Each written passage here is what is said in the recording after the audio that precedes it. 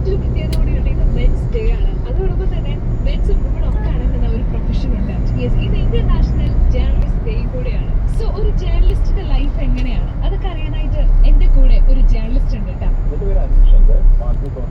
അപ്പൊ ഈ റിപ്പോർട്ടിംഗ് ചെയ്യുന്ന സമയത്ത് നിങ്ങൾ നേരിടുന്ന ഒരു വെല്ലുവിളി എന്തായിരിക്കും? ഇപ്പൊ ഏറ്റവും കൂടുതൽ നേരിടുന്ന വെല്ലുവിളി എന്ന് പറഞ്ഞു കഴിഞ്ഞാൽ ഒരുപാട് ഇമോഷൻസിനെ നിയന്ത്രിക്കാൻ പറ്റാത്ത അവസ്ഥയുണ്ട്. അതേപോലെ നല്ല ദുരന്ത സ്ഥലത്തൊക്കെ പോകുന്ന സമയത്ത് നമുക്ക് നമ്മുടെ ഇമോഷൻസിനെ നിയന്ത്രിക്കാൻ കഴിയാത്തൊരവസ്ഥ. അങ്ങനെ ഒരു പ്രശ്നങ്ങൾ നേരിടുന്നുണ്ട്.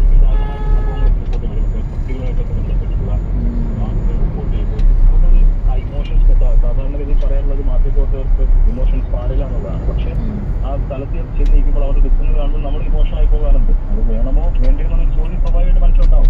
സമയം നിയന്ത്രിക്കാൻ പറ്റില്ലല്ലോ. അതേ ആ ഒരു പ്രശ്നം ഇതിന്റെ വെല്ലുവിളി.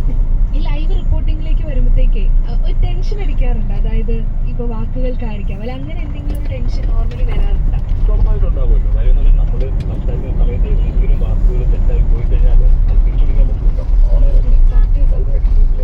സംഭവിക്കാറുണ്ട്. അപ്പൊ അത് എങ്ങനെയാണ് അത് ഹാൻഡിൽ ചെയ്യുന്നത്? ഓണയൊരു പ്രോബ്ലം അങ്ങനെ വരുമ്പോ എങ്ങനെ ഹാൻഡിൽ ചെയ്യും? കുറച്ച് നമ്മൾ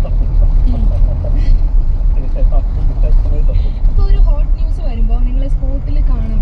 അപ്പൊ അത് തന്നെ വേറെ എന്തെങ്കിലും ഒരു സ്ഥലത്ത് ഒരു സംഭവം ഉണ്ടെങ്കിൽ അവിടെയും കാണാം. ഇങ്ങനെ എല്ലാ സ്ഥലത്തും, അതായത് പല സ്ഥലങ്ങളും നിങ്ങളെ കാണാനായിട്ട് പറ്റും. ഇതിനിടയിൽ നിങ്ങളുടെ ഒരു ബേസിക് തിങ്സ്, അതായത് ലൈക്ക് റെസ്റ്റ്, ഫുഡ്, അങ്ങനത്തെ കാര്യങ്ങളൊക്കെ എങ്ങനെയാണ് വരുന്നത്? നമ്മൾ ഡോക്ടർമാരൊക്കെ ചില സമയത്ത് പറയാറുണ്ട്